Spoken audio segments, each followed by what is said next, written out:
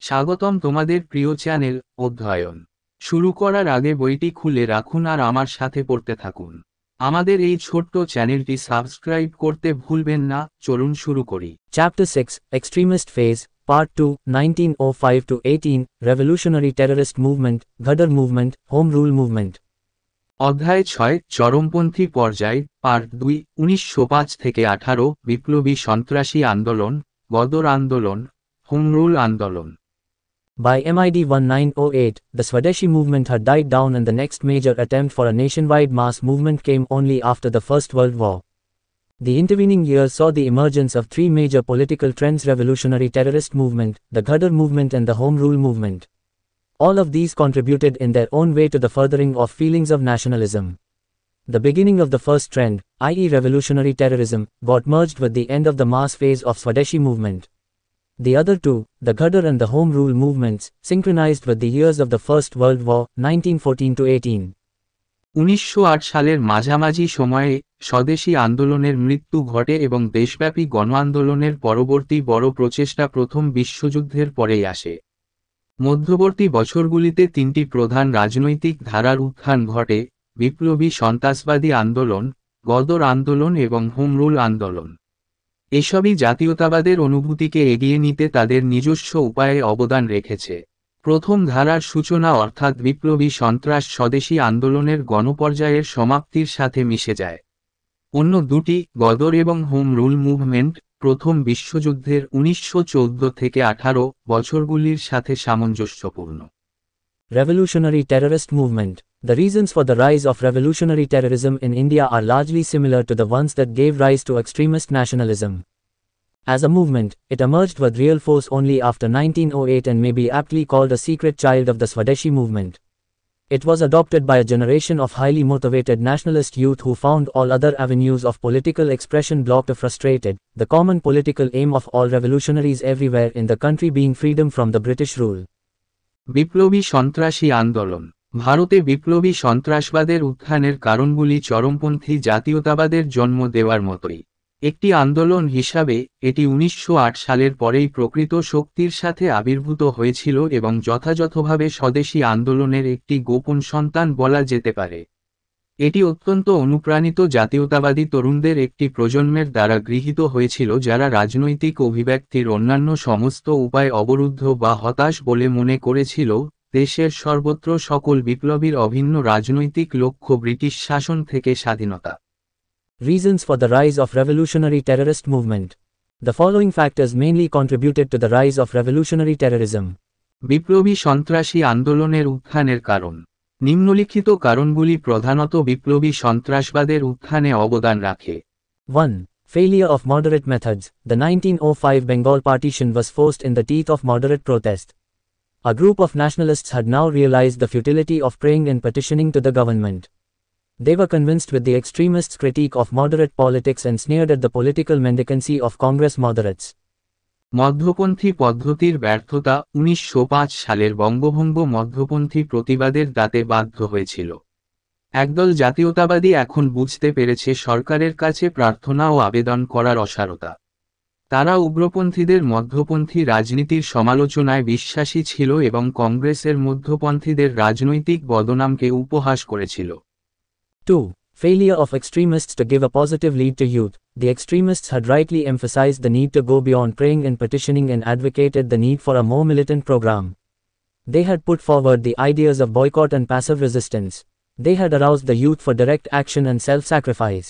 যুবকদের ইতিবাচক নেতৃত্ব দিতে চরমপন্থীদের ব্যর্থতা। চরমপন্থীরা যথাযথভাবে প্রার্থনা এবং আবেদনের বাইরে যাওয়ার প্রয়োজনীয়তার উপর জোর দিয়েছিল এবং আরও জঙ্গি কর্মসূচির প্রয়োজনীয়তার কথা বলেছিল। তারা বয়কট এবং নিষ্ক্রিয় প্রতিরোধের ধারণাগুলি সামনে রেখেছিল। তারা যুবকদের প্রত্যক্ষ কর্ম ও আত্মত্যাগের জন্য জাগিয়ে তুলেছিল। Yet, the extremists were unable to give a practical expression to these ideas. They had also failed to organize any effective body that could direct the revolutionary energies of the youth in a positive direction. Unsurprising, such youth found recourse in the politics of the bomb. তবুও চরমপন্থীরা এই ধারণাগুলির একটি বাস্তব অভিব্যক্তি দিতে অক্ষম ছিল। যুব সমাজের বৈপ্লবিক শক্তিকে ইতিবাচক দিকে পরিচালিত করতে পারে এমন কোনো কার্যকরী সংগঠনকে সংগঠিত করতেও তারা ব্যর্থ হয়েছিল। আশ্চর্যজনক নয়, এই ধরনের যুবকরা বোমার রাজনীতি আশ্রয় খুঁজে পেয়েছে। Once again, even as the extremist leadership praised the heroic activities of the revolutionaries, they failed to educate them that in a vast country like India only a peaceful mass movement could be successful against the imperialist power and not violent individual actions, however heroic. They not only failed to oppose the notion of revolutionary terrorism, some like Aurobindo Ghosh even encouraged it. আবারও চরমপন্থী নেতৃত্ব বিপ্লবীদের বীরত্বপূর্ণ কর্মকাণ্ডের প্রশংসা করলেও তারা তাদের শিক্ষিত করতে ব্যর্থ হয় যে ভারতের মতো একটি বিশাল দেশে সাম্রাজ্যবাদী শক্তির বিরুদ্ধে শুধুমাত্র একটি শান্তিপূর্ণ গণ আন্দোলনই সফল হতে পারে এবং হিংসাত্মক ব্যক্তিগত ক্রিয়াকলাপ নয়, যদিও বীরত্বপূর্ণ। তারা কেবল বিপ্লবী সন্ত্রাসবাদের ধারণার বিরোধিতা করতে ব্যর্থ হননি, অরবিন্দ ঘোষের মতো কেউ কেউ এটিকে উৎসাহিত করেছিলেন। Moreover, the youth had participated actively in the Swadeshi movement in the hope that the extremist methods of boycott, Swadeshi and passive resistance would lead the country to Swaraj. Instead, the Swadeshi movement not only failed in achieving the goal of Swaraj, it could not even immediately reverse the partition of Bengal. Partition was later reversed in 1911. তদুপরি যুবকরা এই আশায় স্বদেশী আন্দোলনে সক্রিয়ভাবে অংশগ্রহণ করেছিল যে বর্জন, স্বদেশী এবং নিষ্ক্রিয় প্রতিরোধের চরমপন্থী পদ্ধতি দেশকে স্বরাজের দিকে নিয়ে যাবে। পরিবর্তে স্বদেশী আন্দোলন শুধুমাত্র স্বরাজের লক্ষ্য অর্জনে ব্যর্থই হয়নি, এটি অবিলম্বে বঙ্গভঙ্গ বিভাজন পরবর্তীতে 1911 সালে পাল্টানো হয়েছিল, বিপরীত করতে পারেনি। 3. Violent repression of Swadeshis. Another factor that contributed to the rise of revolutionary terrorism was the brutal repression of the Swadeshis by the government. The Congress split in 1907 facilitated this further and the government launched an all-out attack on the extremists. 3. স্বদেশীদের সহিংস দমন। বিপ্লবী সন্ত্রাসবাদের উত্থানের আরেকটি কারণ ছিল সরকার কর্তৃক স্বদেশীদের নিষ্ঠুর দমন। 1907 সালে কংগ্রেসের বিভক্তি এটিকে আরও সহজ করে তোলে এবং সরকার চরমপন্থীদের উপর সর্বাত্মক আক্রমণ শুরু করে। Methods of the revolutionaries. The revolutionaries believed that Western imperialism could be countered by Western methods of violence alone. Hence, they took to the cult of the revolver and the bomb. They formed secret societies, recruited young persons and trained them in values of action and sacrifice for the freedom of the country. বিপ্লবীদের পদ্ধতি। বিপ্লবীরা বিশ্বাস করতেন যে পশ্চিমা সাম্রাজ্যবাদকে পশ্চিমা সহিংসতা পশ্চিমা পদ্ধতি দিয়ে মোকাবেলা করা যেতে পারে। তাই তারা রিভলভার এবং বোমার ধর্ম নিয়েছিল। তারা গোপন সোসাইটি গঠন করে, যুবকদের নিয়োগ দেয় এবং তাদের দেশের স্বাধীনতার জন্য কর্ম ও ত্যাগের মূল্যবোধে প্রশিক্ষণ দেয়। These revolutionary terrorists based their style on the lines of Irish terrorists and the Russian nihilists and resorted to assassinations of unpopular officials, heroic individual acts, secret societies and political robberies, popularly called Swadeshi dacoities. Though they did believe in the final necessity of an armed mass revolt to overthrow the imperialist forces, they were aware of the enormity of the task. Subverting the loyalty of the army was equally daunting and they were left with only one choice for immediate action: individual heroic action. With this, they aimed to terrorize the British into submission, remove the fear and inertia of the people and consolidate the feelings of nationalism. এই বিপ্লবী সন্ত্রাসীরা তাদের শৈলী Irish সন্ত্রাসবাদী এবং Russian নিহিলিস্টদের লাইনের উপর ভিত্তি করে এবং অজনপ্রিয় কর্মকর্তাদের হত্যা, বীরত্বপূর্ণ ব্যক্তি ক্রিয়াকলাপ, গোপন সমাজ এবং রাজনৈতিক ডাকাতি, জনপ্রিয়ভাবে স্বদেশী ডাকাত নামে পরিচিত, হত্যা করে। যদিও তারা সাম্রাজ্যবাদী শক্তিকে উৎখাত করার জন্য একটি সশস্ত্র গণবিদ্রোহের চূড়ান্ত প্রয়োজনীয়তায় বিশ্বাস করেছিল, তারা এই কাজের বিশালতা সম্পর্কে সচেতন ছিল। সেনাবাহিনীর আনুগত্য নষ্ট করা সমানভাবে দুঃসাধ্য ছিল এবং তাদের কাছে অবিলম্বে কর্ম ব্যক্তিগত বীরত্বপূর্ণ পদক্ষেপের জন্য শুধুমাত্র একটি বিকল্প ছিল। এর মাধ্যমে তাদের লক্ষ্য ছিল ব্রিটিশদের বশ্যতা স্বীকার করা, জনগণের ভয় ও জোরতা দূর করা এবং জাতীয়তাবাদকে সুসংহত করা। A general survey of revolutionary activities in India. Revolutionary activities prior to 1908. Even though revolutionary terrorism emerged as a major trend only after 1907-08, some sporadic activities were visible even earlier. ভারতে বিপ্লবী কার্যকলাপের একটি সাধারণ সমীক্ষা। 1908 সালের পূর্বে বিপ্লবী কর্মকাণ্ড যদিও 1907 থেকে 08 এর পরেই বিপ্লবী সন্ত্রাসবাদ একটি প্রধান প্রবণতা হিসাবে আবির্ভূত হয়েছিল, কিছু বিক্ষিপ্ত কার্যকলাপ আরও আগে দৃশ্যমান ছিল। In 1897, first act of revolutionary terrorism was carried out when the Chapkar brothers, Damodar and Bokrashna, assassinated two unpopular British officials at Pune. 1897 সালে চাপেকর ভাই দামোদর এবং বালকৃষ্ণ পুনাতে দুজন অজনপ্রিয় ব্রিটিশ কর্মকর্তাকে হত্যা করার সময় বিপ্লবী সন্ত্রাসের প্রথম কাজটি পরিচালিত হয়েছিল। In 1904, Abhinav Bharat and Mitra Mela, secret societies of revolutionaries, were formed by V.D. Savarkar and his brother Ganesh.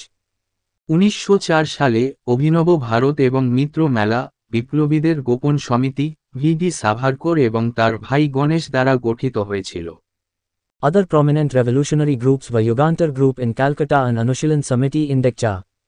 অন্যান্য বিশিষ্ট বিপ্লবী দলগুলি হল কলকাতার যুগান্তর গ্রুপ এবং ঢাকায় অনুশীলন সমিতি।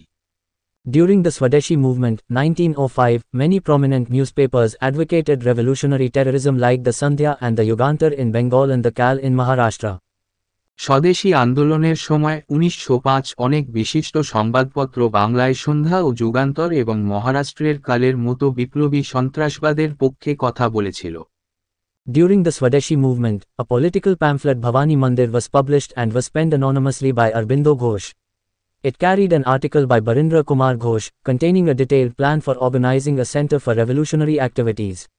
Baron also published Vartaman Rananiti.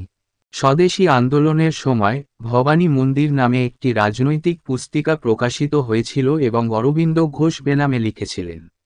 এটিতে বারীন্দ্র কুমার ঘোষের একটি নিবন্ধ ছিল, যেখানে বিপ্লবী কার্যকলাপের জন্য একটি কেন্দ্র সংগঠিত করার বিশদ পরিকল্পনা রয়েছে।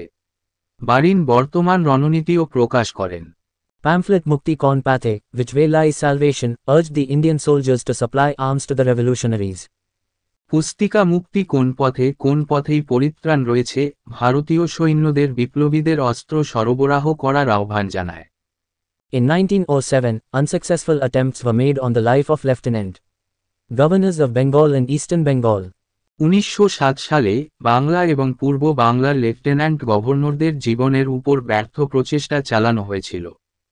Revolutionary activities after 1908, the launch of the revolutionary movement with real force is said to have begun only when, in April 1908, Prafulla Chaki and Khudiram Bose threw a bomb at a carriage, which they believed was occupied by the unpopular British magistrate Douglas Kingsford, district judge of Muzaffarpur, now in Bihar, and ended up killing two English women travelling in it.